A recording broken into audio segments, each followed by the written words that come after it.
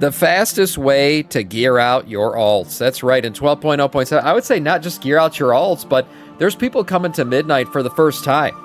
People who haven't been here since the beginning of the expansion who have decided, hey, I'm going to jump in before Season 2 kicks off. And honestly, between the XP bonuses for leveling and the quick ways you can gear out right now, probably the best time to get into the game and actually catch up real quick before Season 2. So let's just check this one out here from Marcellian and Flame.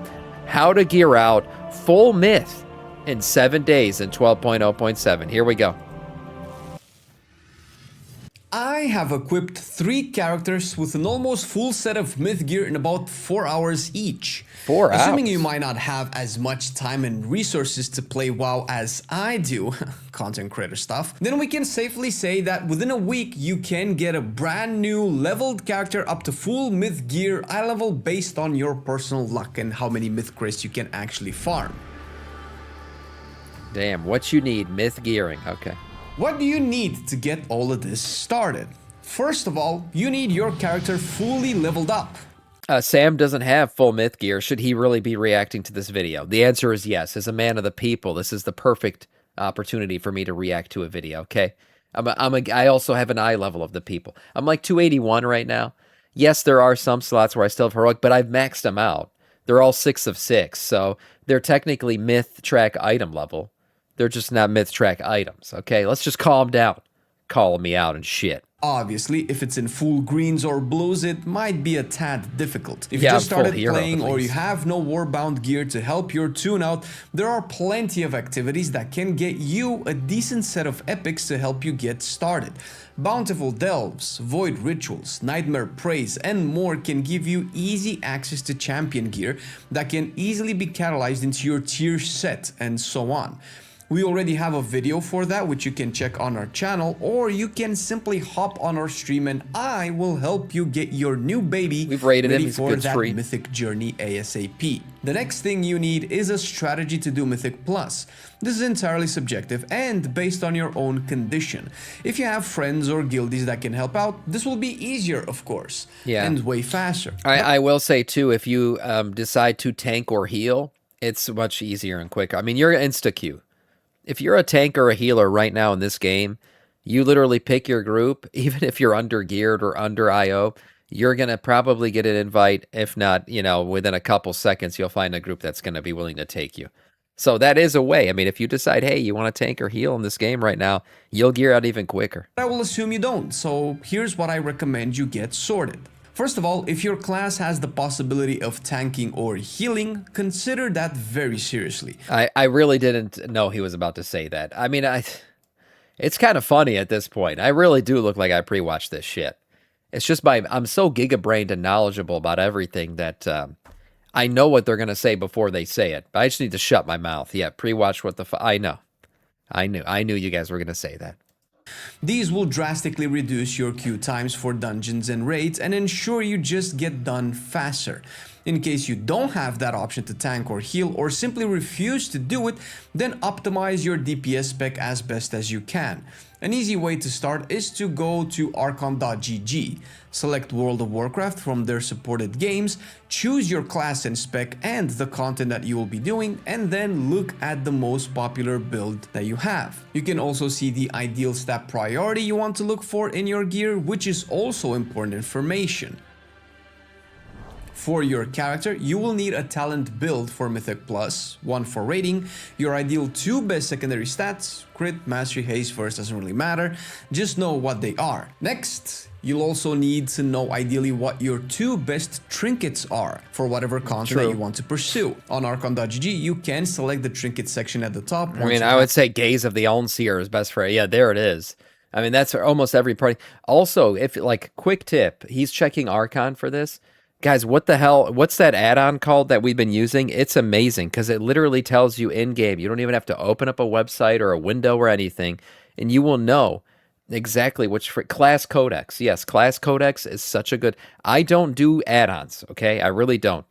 But I have 2 add-ons really that are running right now. It's class codex, and the other one is that one that just makes your quest text look really cool, like the zoomed-in third-person look.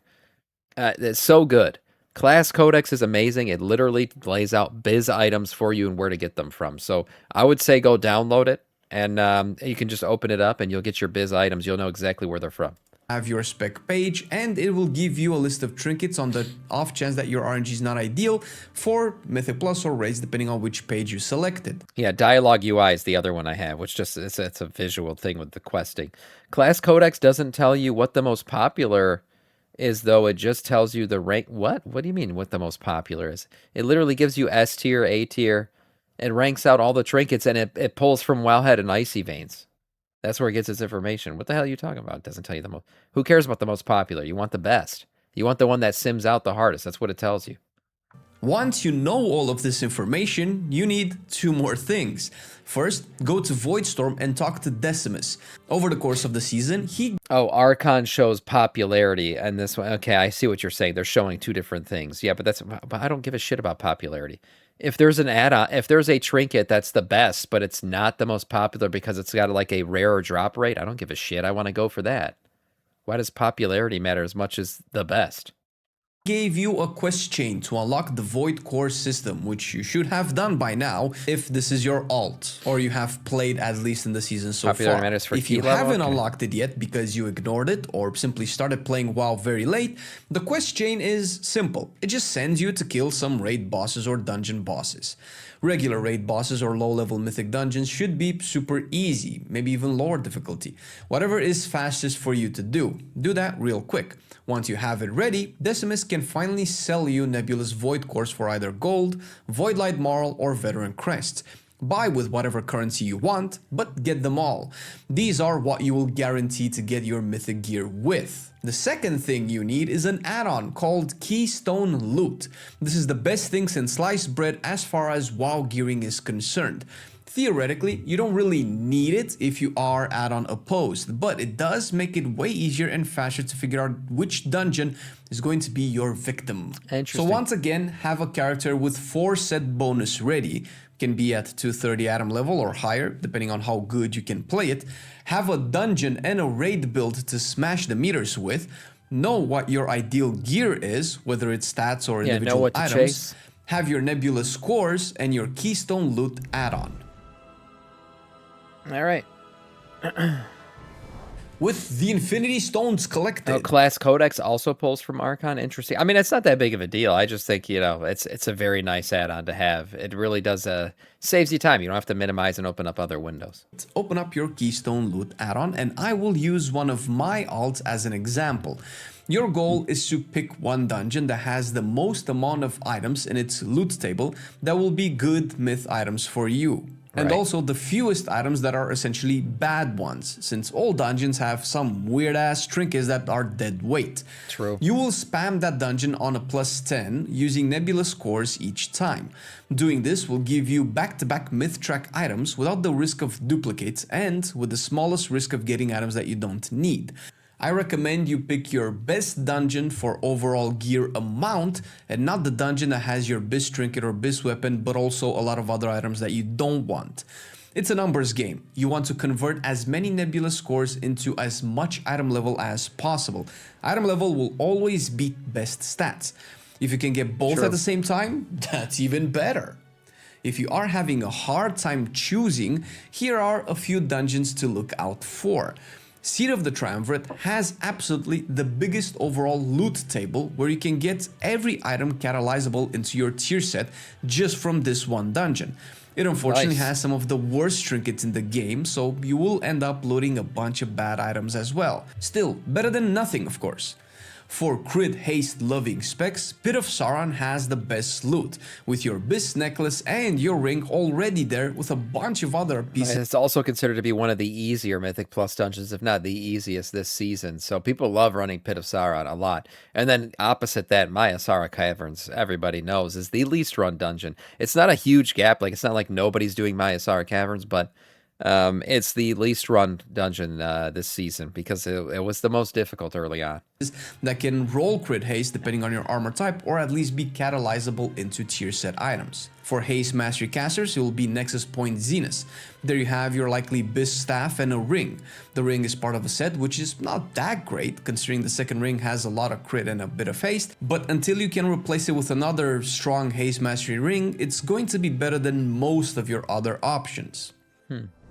Alternatively, Algethar Academy is also a good dungeon for mastery-loving specs, with Puzzle Box being a known trinket powerhouse, Platinum Star Band being a good ring as well. For the actual best trinket farm, you will likely want Windrunner's Spire. Whether the Feather and the Heart of the Wind are your best trinkets or not, the chances of these trinkets being bad are very small, since they're likely the best non-raid trinkets for 90% of specs in the game, and both drop in the same dungeon. Realistically, Nice fact. once you have everything that you need from a dungeon, you will want to replace the less desirable items or fill in missing slots from a second dungeon, which is all well and good, but you would be doing that with a decked out character at around 270 item level, absolutely ready to blast even higher keys than a plus 10.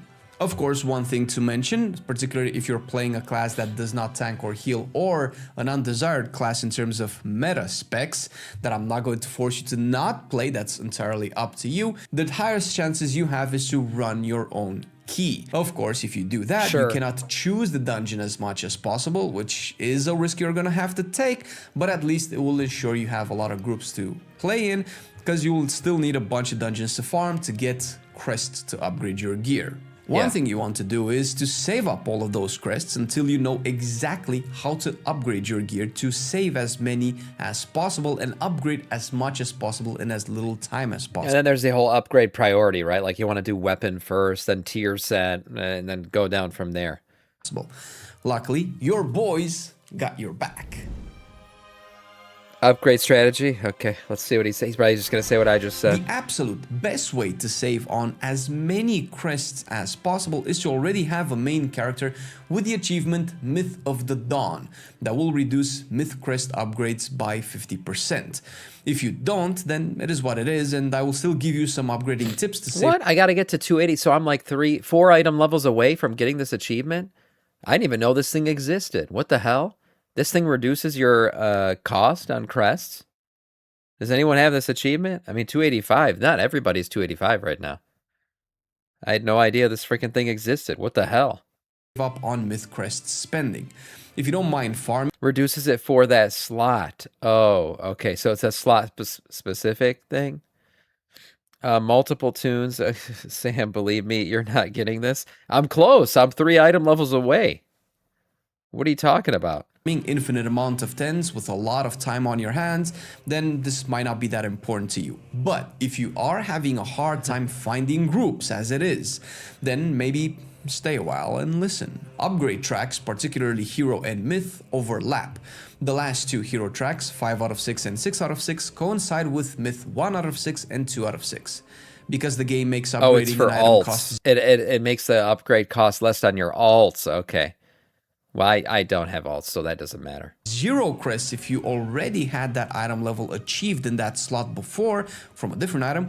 You want to hold off on spending your mythic crests until you enable the free upgrade. You do this by looting, let's say, a pair of myth 1 out of 6 gloves in a slot you already have a hero pair of gloves in. You first equip your myth pair of gloves so they can become soulbound. Because the myth gloves are normally higher item level than your unupgraded hero gloves, then your hero gloves will take no crest to upgrade to the level of your myth gloves. You then upgrade those pair of gloves to 5 out of 6 for free and 6 out of 6 by spending your hero crests, even if you are planning to sell them since you just got your upgrade. Only the last level of the upgrade will cost hero crests since it pushes them to an item level that you have not yet achieved on a pair of gloves. Then you upgrade your myth gloves to 2 out of 6 for free, saving you 10 crests. This doesn't sound like much, but your character still needs about 14 total items. If you manage to save 10 crests for each of them, that's 140 myth crests you don't need to farm, or rather about 9 dungeons. Even a bigger deal, if you use the Ascendant Voidcore to take one of your trinkets or weapon up to an Ascendant Voidcore item level for heroic item, that's a 5 of 6 myth track item level, which means then if you go get the myth track, weapon that you already use your Ascendant Voidcore and the heroic weapon, you can go to 5 of 6 myth track for just gold.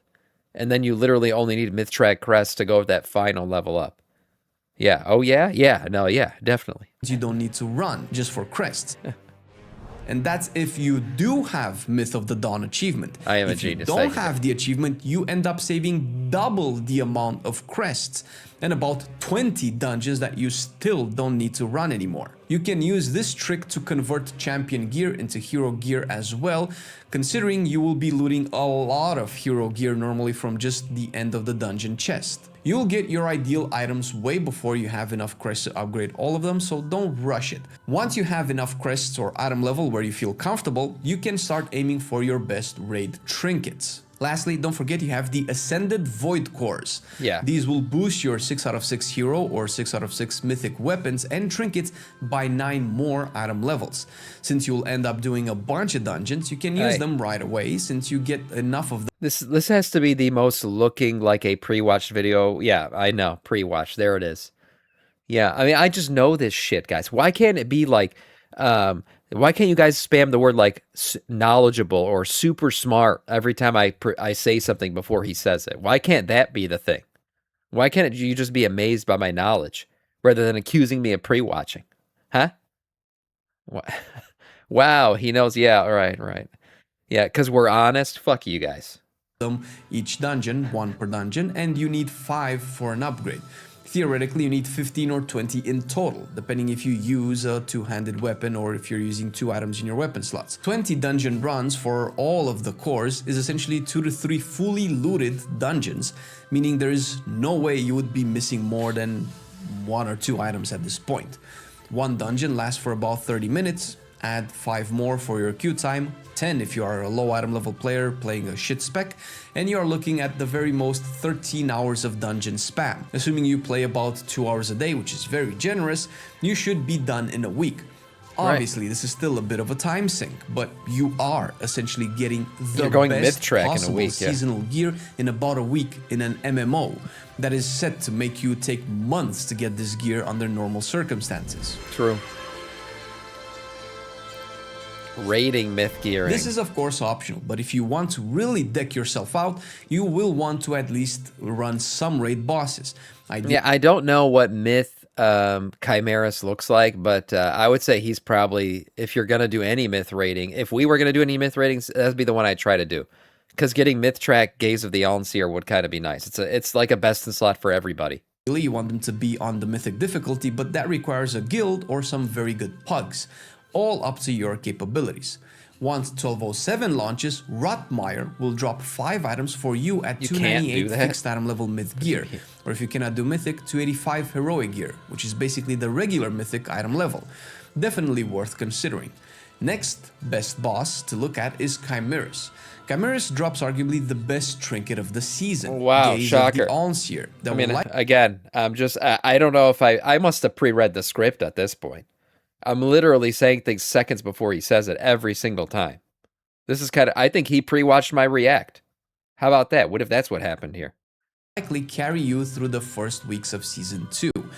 Even if you cannot get this on Mythic, the 285 Ascendant Heroic one is really good. Yeah, that's what I have right now. A note to mention, using Nebula scores on raid bosses is pricier. You spend 2 cores per 1 reroll here, so keep that in mind. Sure. After Chimeras, if you can raid Mythic, obviously go to whatever boss gives you Abyss item. But if you cannot raid Mythic, the only other ones that are worth killing are likely Dragons for the Final Stair, also Ascended, Crown of the Cosmos for Ribbon, if that's good for you, and Beleren for the Plume. And boom! There you have it. Rest is just getting the crest that you need, which you can even farm solo with 1207, giving out free myth crests in rituals. If there is something you think that we missed, pop it in the comments down below. We will pin it so it can help more people. Meanwhile, if you are not convinced you should play 1207, then check our quick summary on it right here. Yeah, nice video overall from our man Marcellian. He makes good points. A lot of the points were made preemptively by myself. But overall, I mean, if you're gearing out your main for the first time, right, you just joined and you're playing, Or hey, you want to gear out all string 12.0.7, it's going to be a great time to do it. And then you're like, literally when season 2 kicks off, all the plane is level again, and you just start playing with everybody else. It's a really good time to do that. So nice video overall from Marcellian and Flame.